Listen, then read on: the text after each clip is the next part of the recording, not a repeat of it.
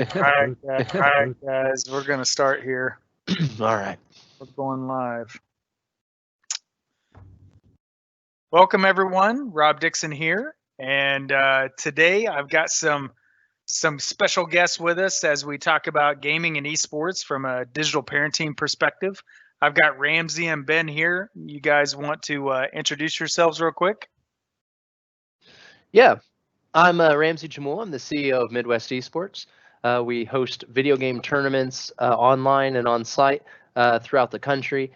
We've been able to really build a pipeline from youth to pro for different players and be able to provide unique opportunities for them and those shared experiences that we're all trying to give kids. Sure. And my name is Ben Reddington. I'm the Chief Operating Officer at Midwest Esports, and I help facilitate the same vision that Ramsey has across all of our leadership and to help maintain all of our products, if that is our live events in person or our esports leagues and tournaments that are done online as well. We also have Clint with us. Clint, you want to say hey to the gang? Hi, everyone. I'm Clint Dayhoff. I'm Instructional Technology Specialist for USD 249, and my experience with gaming, I taught game design at West High School. So love games, and I'm excited about esports. Awesome, guys. Well, we got some great conversations today to participate, to ask questions during the event. There's a bubble with a question mark at the top, and those questions, type your name in. That's optional, and you can send questions to us. We'll moderate those and post questions for everyone. That'll be published for everyone to see. We also have closed captioning enabled with 6 languages throughout the district. So you can see those captions live and see those translations in the 6 different languages. We've selected the 6 top languages in the district. And so here we go. You know, I think one of the points that is interesting around this, I think about gaming, and so much of it is not a part of my daily routine in life. And when you look at the generations of workers that we have in our workforce today, we have the biggest gap that we've ever had as a society. We have 4 generations of workers in our workforce right now. And when you think about how those generations of workforces have come into technology, they've come into it at different time periods. And so I think there's something unique about this. You look at our boomers, where they were introduced to a desktop-like interface. I remember the times when you had these large CRT monitors, just huge setups that took up half or more of your desk to compute from. And then whenever you look at Gen Xers, which I'm a part of, I was born in 1976. And so looking at laptops came about the time frame that I was entering the workforce.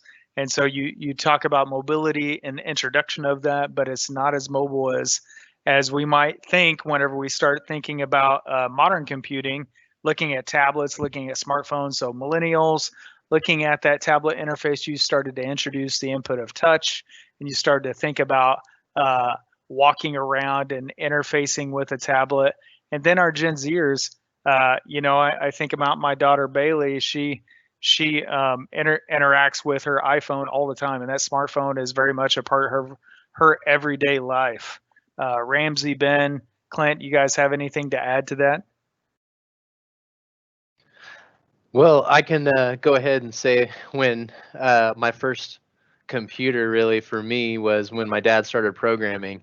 I came home and he had a big tower, and that was the first experience that I had with it, was inputting floppy disks into a computer. It took about 2 days to install my first video game. That was my first experience with it, and maybe a little newer tech than maybe Ben or Clint got to play with. Yeah, being born in '82, my experience with computers were definitely that PC with that CRT, probably weighed, 45, 55, 65 pounds. Just this massive monitor trying to lug around with this tower. Hard drives the size of I don't know, notebooks that are like 50 gigabytes in space and things of that nature. So obviously, with the advancements in technology and innovations in technology, we've definitely scaled how the computer is seen now. The fact that like my phone is faster than, I don't know, my phone 10 years ago was faster than my first computer. Like, I mean, it's nuts. So. Yeah, I had a typewriter when I was little, when I would help my mom out,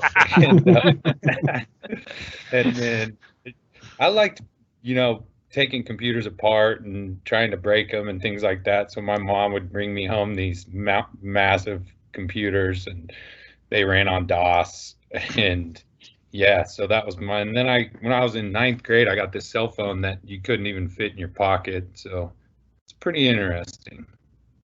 And so whenever you think about those generations, so baby boomers being in the late 40s all the way now to 2020, it seems like there was a lot of there was just a lot of innovation that happened in those years over that time frame in technology.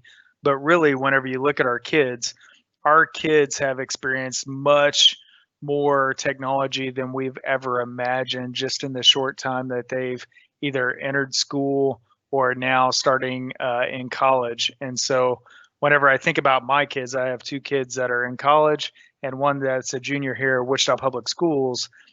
They've only known social media to be in the realm of their social environment. So how they communicate, how they talk, what they do throughout the day. And I think, there's a huge piece of play built into this technology. And whenever I think of myself growing up, I remember my mom would tell me, hey, she'd kick me out of the house and she'd say, I don't want you back home until the lights turn on. And so I would go out and I would really fend for myself throughout the day with my friends. We would ride bikes and build ramps and stuff like that. And very much the social aspect was a physical one, face to face. And so whenever you think about those aspects, you build some responsibility around social norms in that. And today, when you think about that around the realm of technology, kids are interacting with Snapchat, they're building TikTok videos. And so there's a ton of screen time involved in that. And we'll talk about what screen time looks like. But, I know you guys have a lot of thoughts around this and this graphic. Where do you see kids coming in at, guys?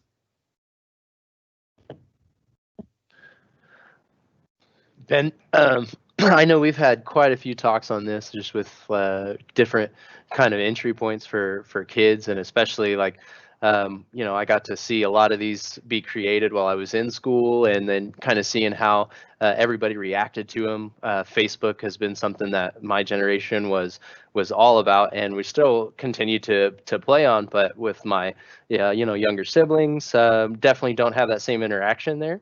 And so it's trying to keep up with them is even difficult for me, as like Snapchat was probably the last thing I've signed up for. So I don't know, maybe that's my cutoff right there.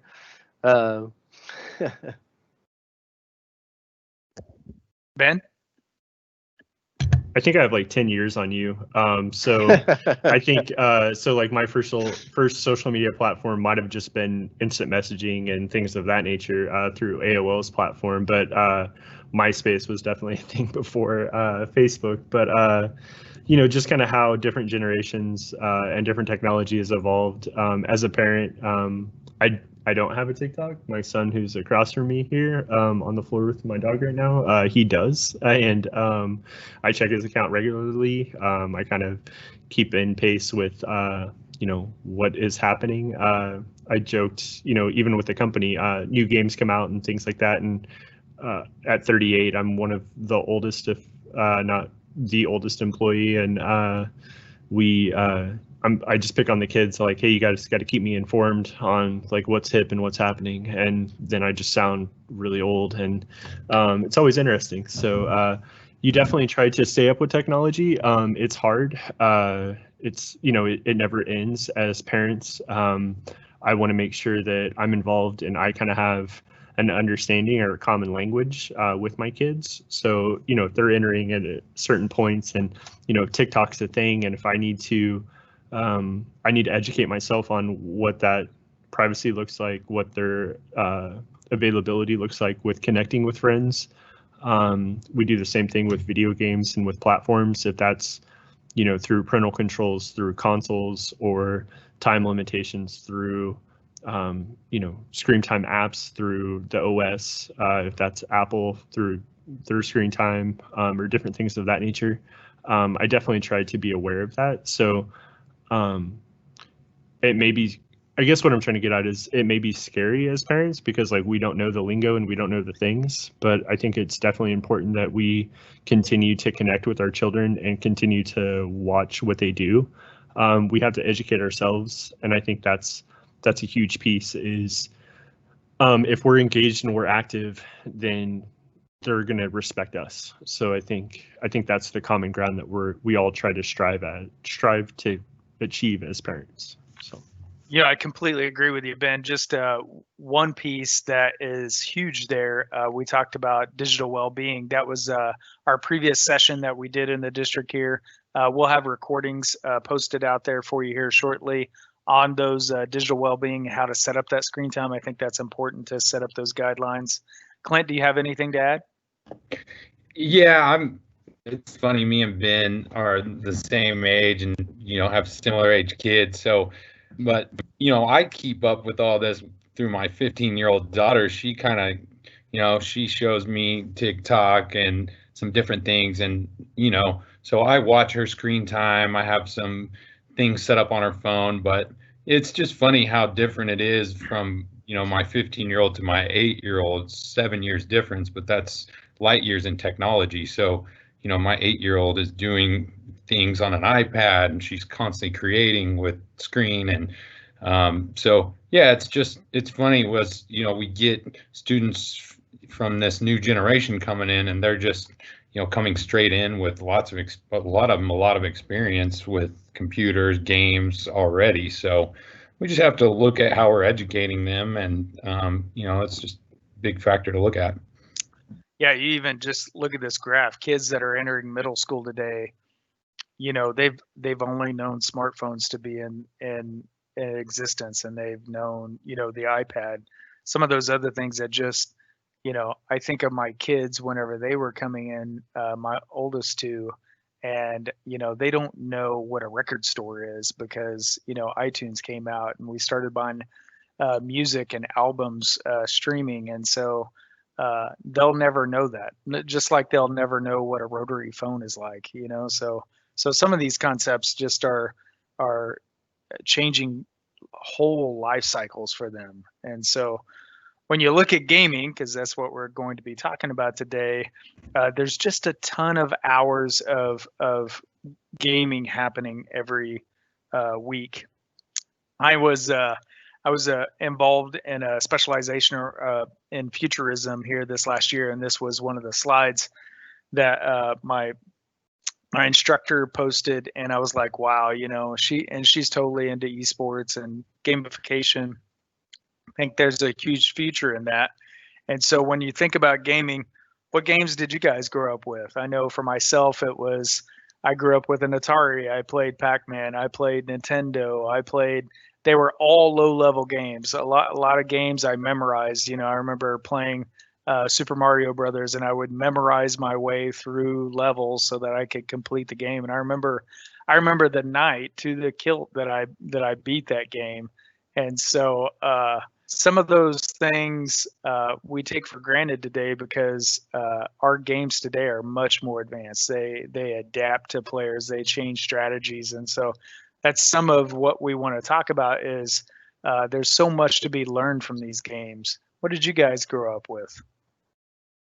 Well, I can definitely say that Red Alert was one of my favorite games starting off, and playing games that were really built around massive strategies and being able to build up your own economy, and really it started off against the computer. So I didn't really play anyone for a while, but started taking those same kind of games where I moved into StarCraft and Warcraft and some of the other games that were you build your base and now you're playing against somebody online, and now your wit is against theirs on top of how well you can play the game.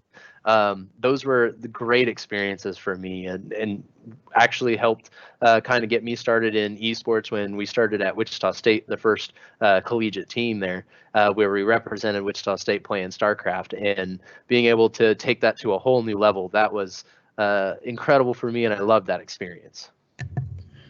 And I started playing probably in the my first console was a Nintendo, so a Nintendo Entertainment System, late 80s, early 90s, like 80, 88, 89, somewhere in that realm.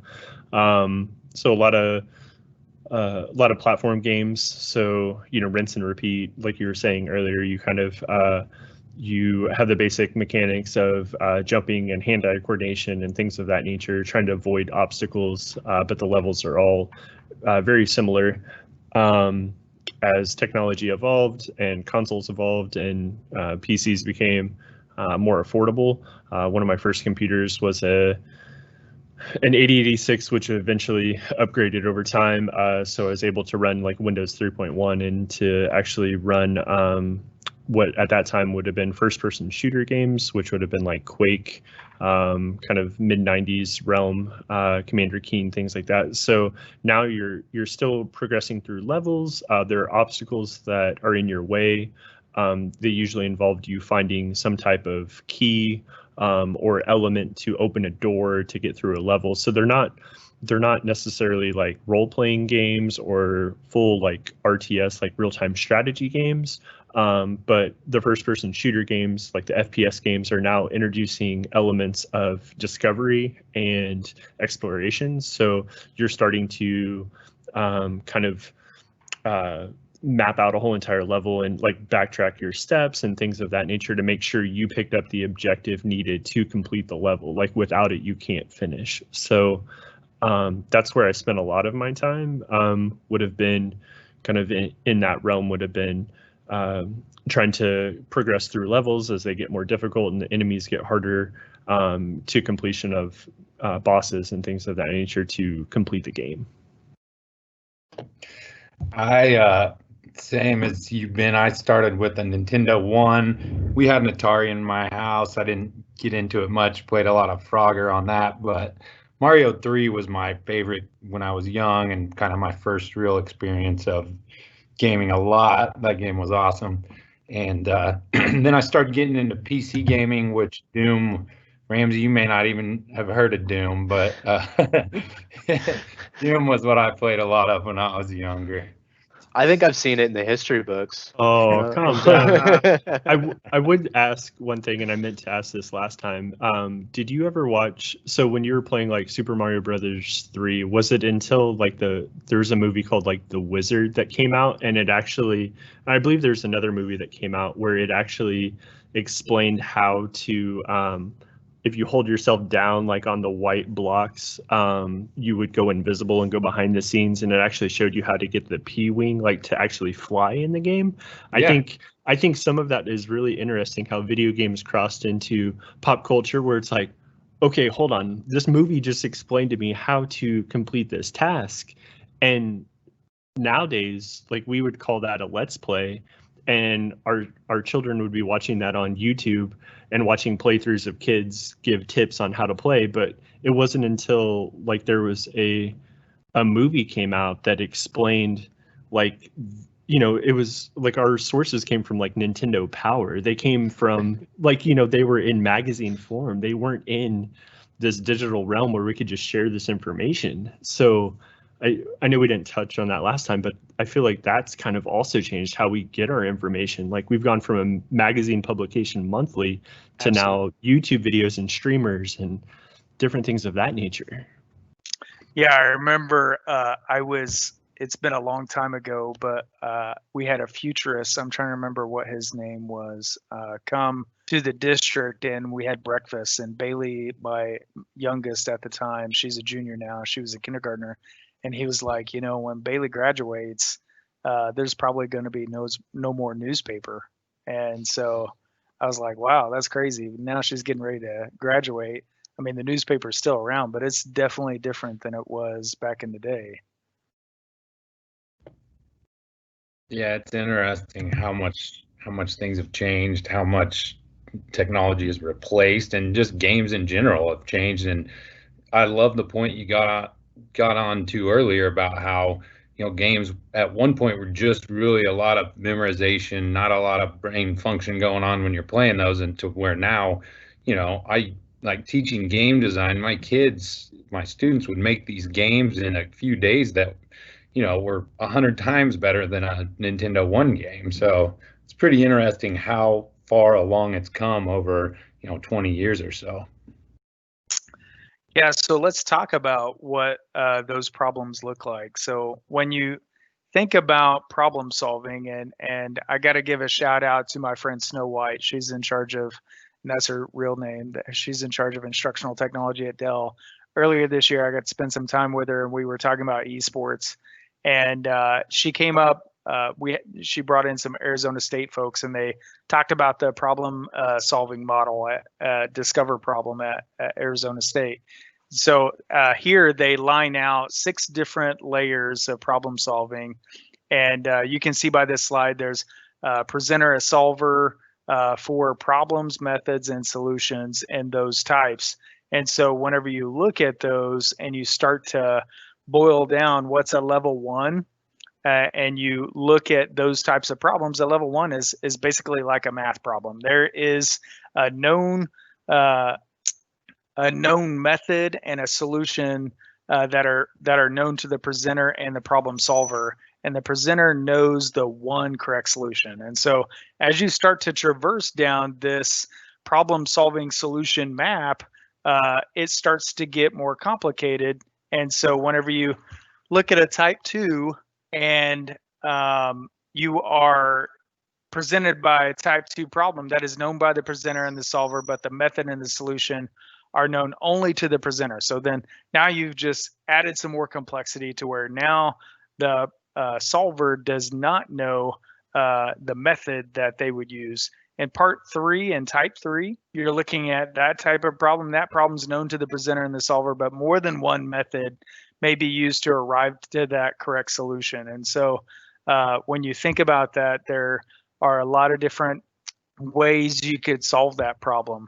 And type 4 is when you start to get to kind of storyline problems, I would say, a lot of sequences whenever the problem is known to the presenter and the solver, but the problem may be solved in more than one way, and the presenter knows the range of those solutions. So problems that can be solved inductively, but can have an accepted range of answers. So I'd say like geometry problems are probably a great example of this. And then you get to problem 5, and this is really a future problem solving that really ties into gaming.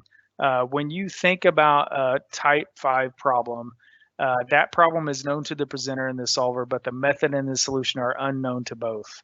So the presenter of the problem doesn't know the method or the solution, and those methods and solutions are open. So I think about when somebody creates a survey and you're looking for a problem that's identified by the survey, and you have different ways of solving that problem.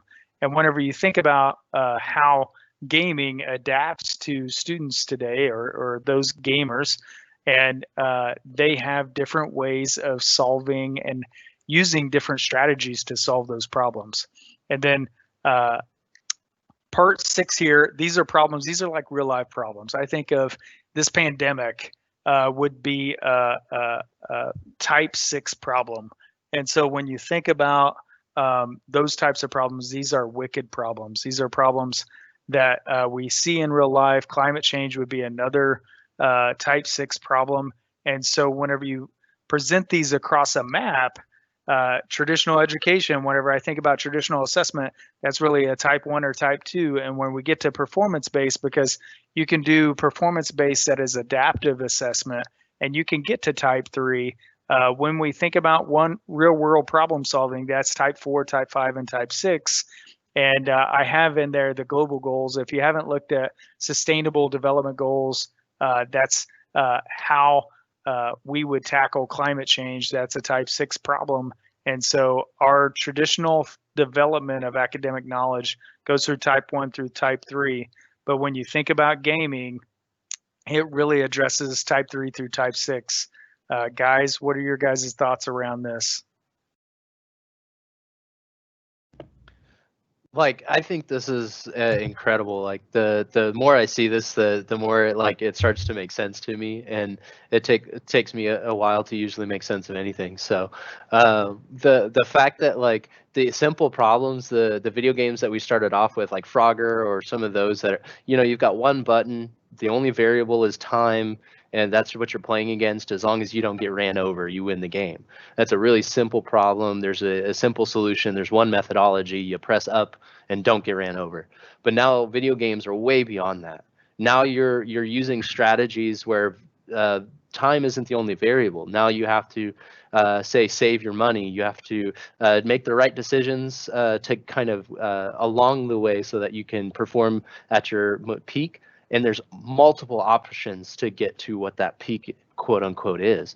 And so like now when you're looking at what esports is, you're playing against a person. You have so many tools in front of you, and you can choose whatever strategy you want. And maybe that strategy wins some of the time, but not all the time.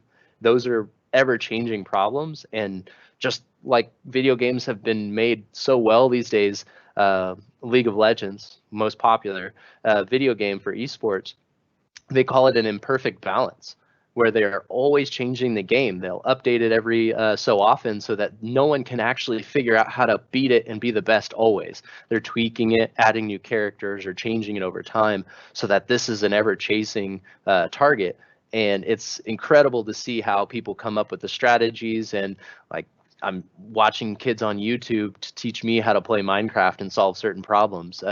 It's incredible to see what people can take with these problems and how they solve them, and the lessons that they learn from solving those problems are real world solving solutions. And so they can take these same strategies and solve a lot of problems with them. So I think it's incredible just kind of looking at it through this lens. Yeah, and what this really makes me think about is these are the problems that we're talking about. Real world problems it takes a large team of people to figure these out. And so through esports and what I've seen a ton watching kids play these esports together is you really have to work as a team if you're going. And Ramsey and Ben, you can talk on more of that than I can, but all of the ones that I've watched, it's like they are working together. They got to be at peak performance to win those tournaments. And so what do you think? I'll pass it off to you, Ben, but yeah, of course. So the collaboration and to see players work together for that goal.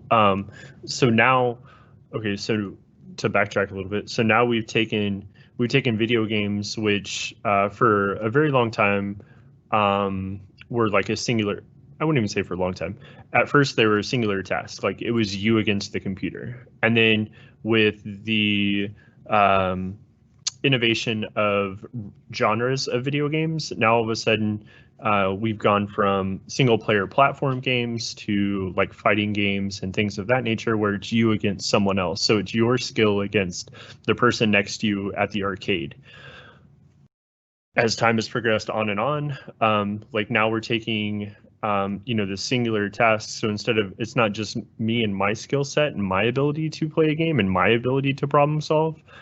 Now I'm doing that, but now the amount of data that I have to know to play a game like League of Legends, a team-based game, I not only have to know my role, I need to know the other 4 roles on my team. So my whole team of 5 players, I need to know what everyone's abilities are and what their strengths are, how I can complement them, how they can complement me.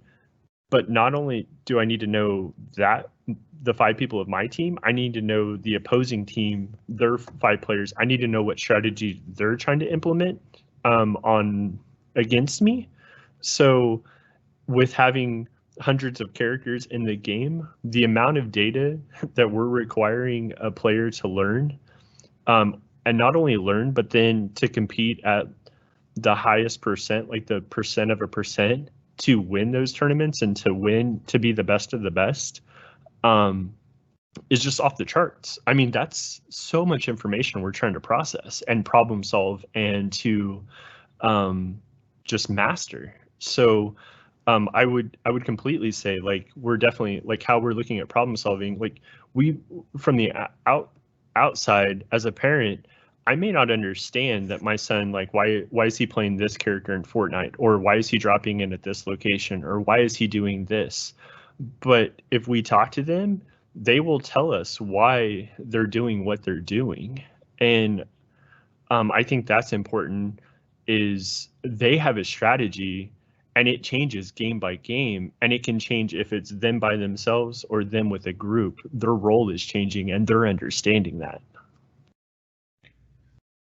You know, I think you bring up a great point there. Whenever you think about our students, they're really doing simulation learning. And when you think about that that cross communication, there, you know, I go back to our analogy of, you know, my mom sending me out, and I would have these social skills that I would develop. These kids are doing those social skill activities, but it's toward a strategy to complete a game. It's that teamwork. It's those things that we want kids to do collaboratively to complete learning process. And so I think there's a lot of parallels in learning with this type of activity that they go through. And there's also it's okay to fail, right? So, like, when you think about what we want kids to do, it should be okay to fail, so that then you can come back and try it again. I think that's really important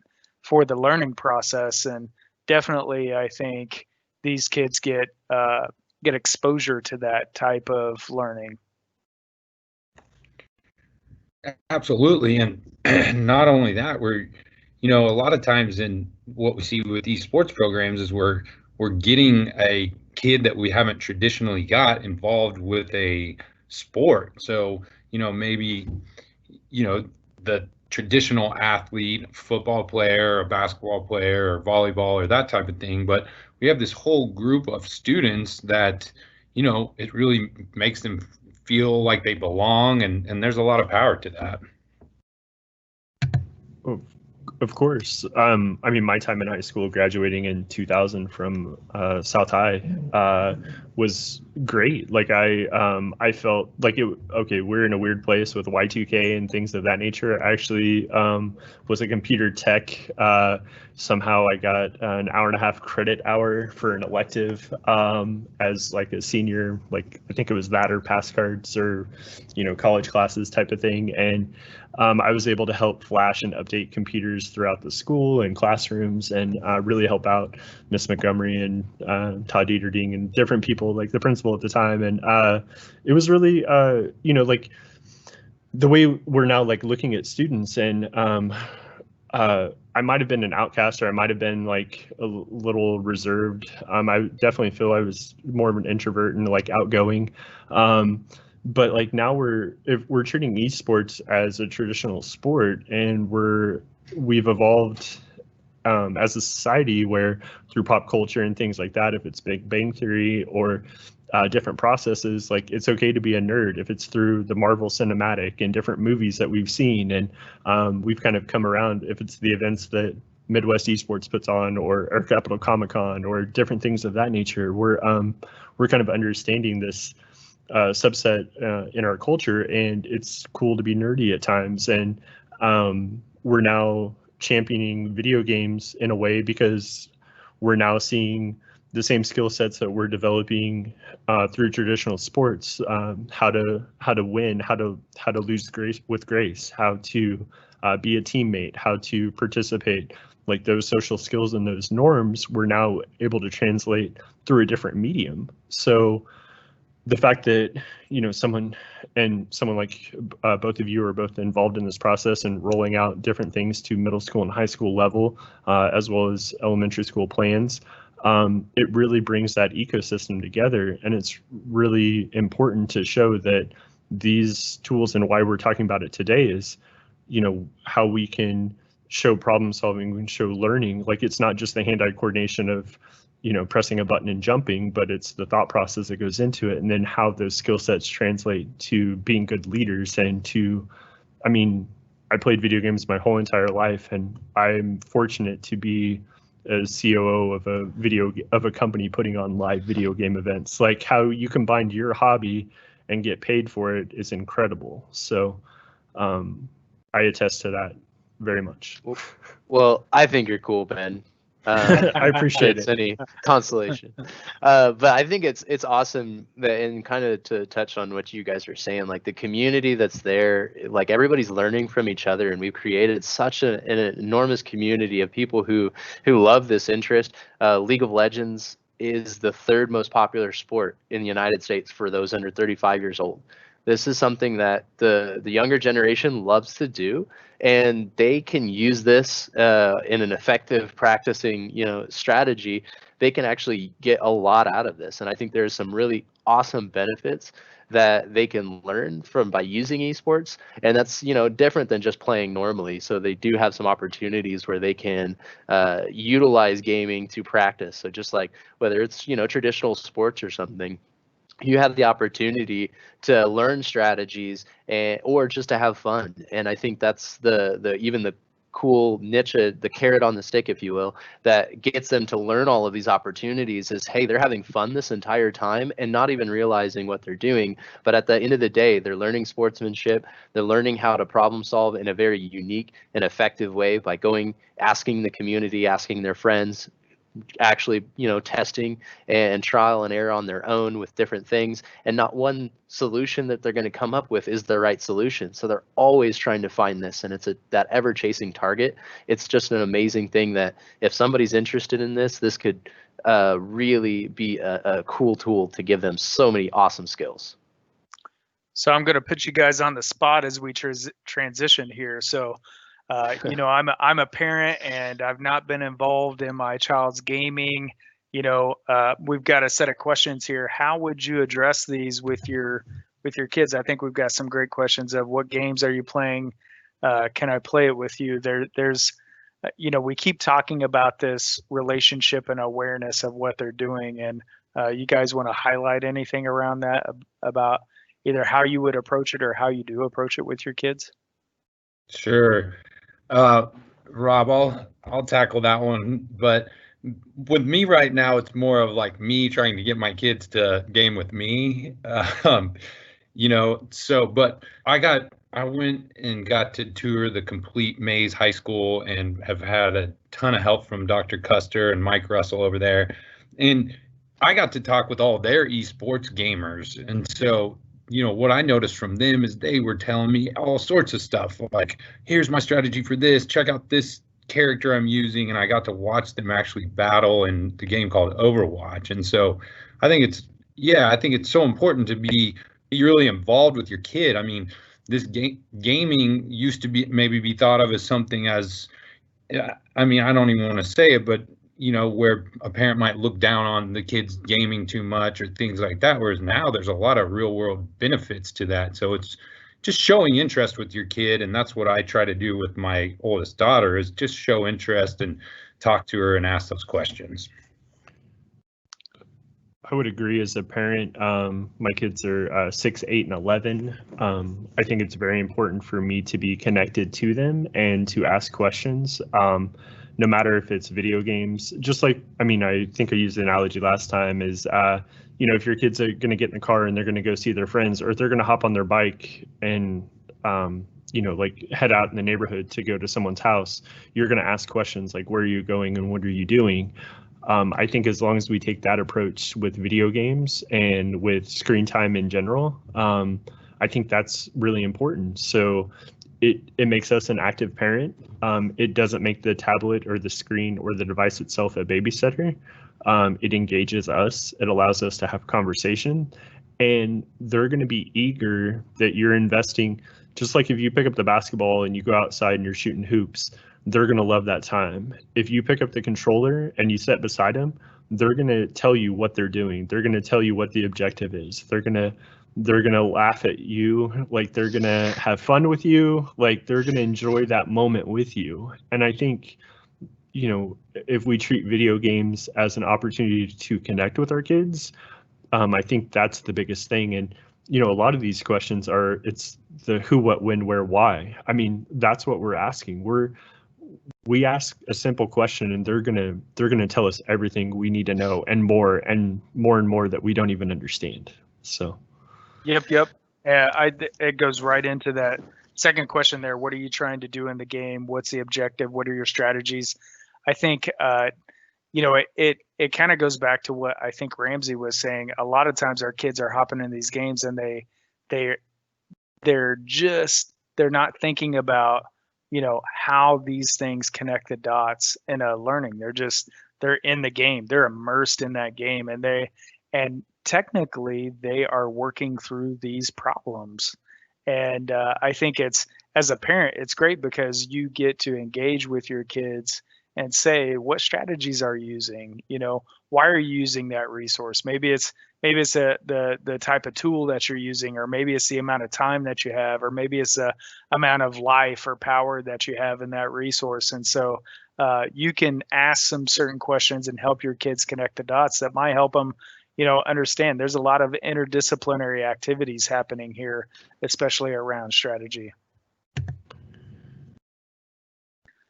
Minecraft, Minecraft is huge here. We're, as a district, we have licensing for Minecraft K through 12. We'll roll that out a lot more as you start to see that this next year.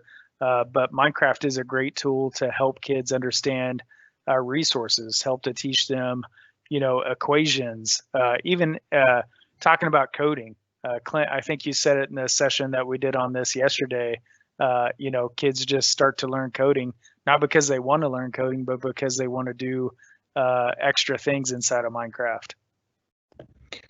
Yeah, I've used Minecraft all 6 years that I was in the classroom with my middle and high school students, and that's when I really saw the power. Well, number one, the statistic Ramsey told us earlier about it's the third most popular game, and I think viewing wise, more people watched the League of Legends final than even like Game 7 of the World Series. So that's when I really knew, like, okay, this is real. But just watching kids in the class, they were excited to be there. I had them tricked, thinking they were playing a game, and really they were gaming, but they were learning what I wanted them to learn, and they were getting introduced to code. And it's really cool what the things we're going to be able to do with Minecraft next year. The one thing we haven't talked about yet is that storytelling. As you play this game, you're creating a story. It's incredible, just the opportunities that you get to have, just influencing the game as you go. You're a part of the storyline, which, like, I think we were talking a little bit previously with like EA and all of the sports games like NBA and MLB, where you get to actually play some of the favorites that we all follow or we watch when we're watching the Royals that are actually playing, and we get to go and watch them in live events on site.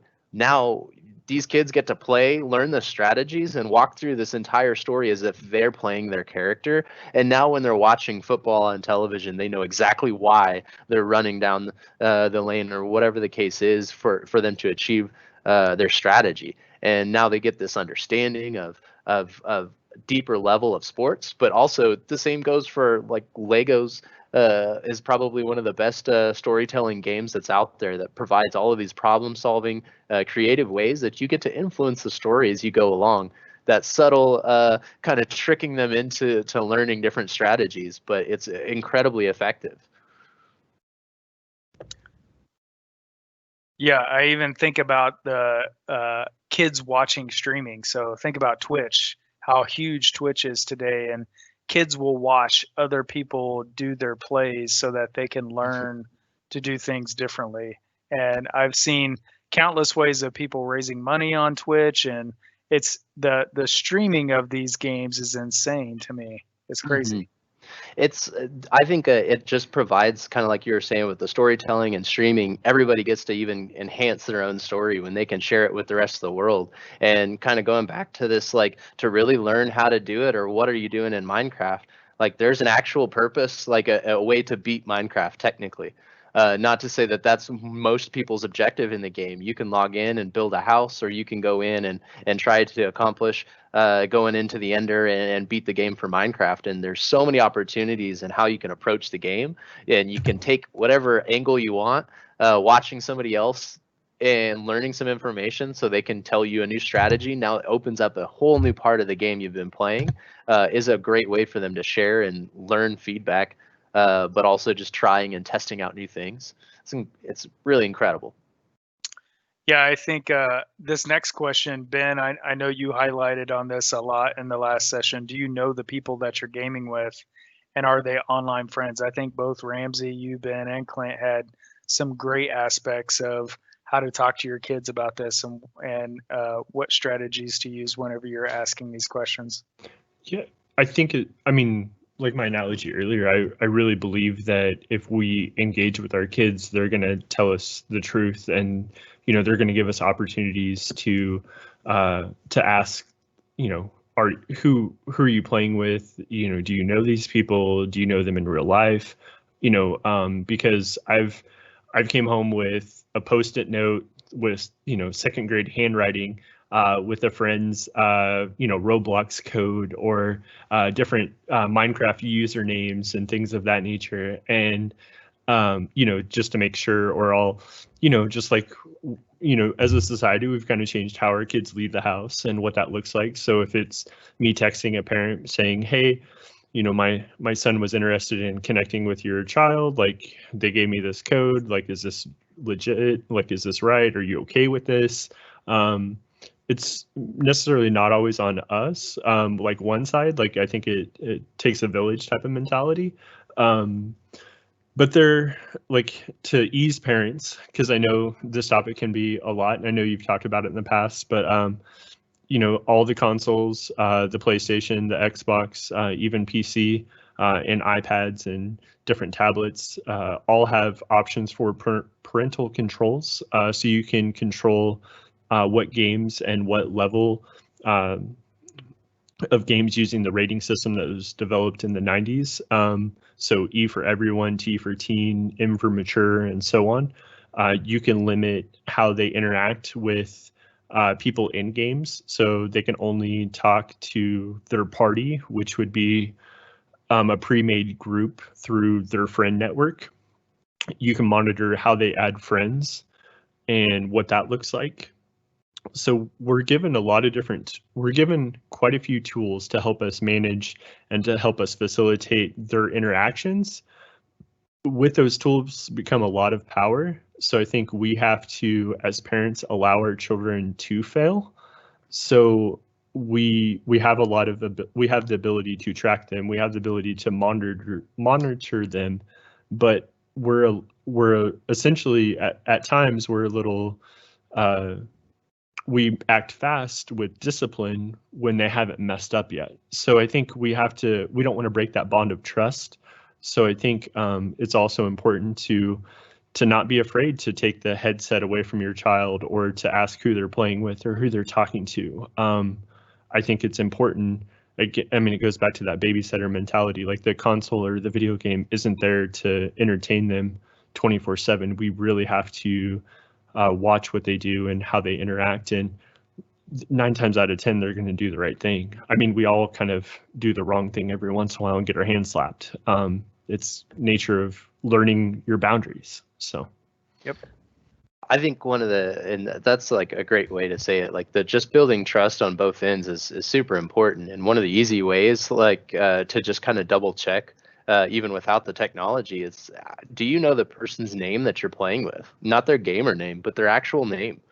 Can you tell me their first name, or is this somebody you know? I think games offer such an awesome opportunity for us to connect with people all around the world, have people who share our interest, who love maybe the sport or the game you're playing, and that's awesome. To be surrounded with people who share the same interest, it makes you love what you love even more.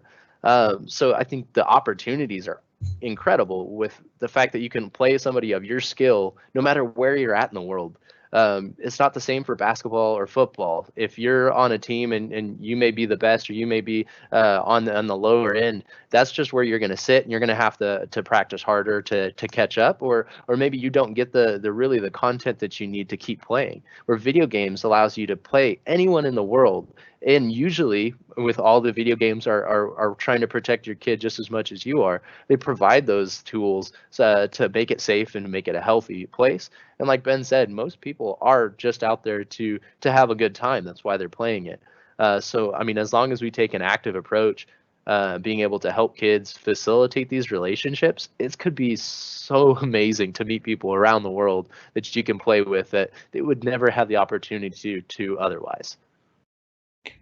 Yeah, me and my 5-year-old son play Rocket League on a team together, and we're constantly connected with people all over the world. And it's so funny to me. There's at all times there's about anywhere from 200 to 400,000 people logged in for that on that one game. Like anytime I go on there, so it's a great opportunity, and it's really cool to see how much this has come into fruition. And I love what you all at Midwest Esports are doing too. I mean, what a cool thing. I've just got to see some of the events, and these events the kids are so excited about. And isn't that a big part of education, is getting them excited about their learning? So just thought I'd add that. Back to you, Rob.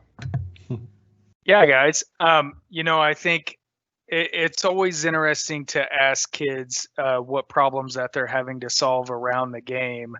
And I think that just helps bring an awareness both to you and them about what's happening. But, I think the analogy we used yesterday was when you're looking at taking adequate rest breaks.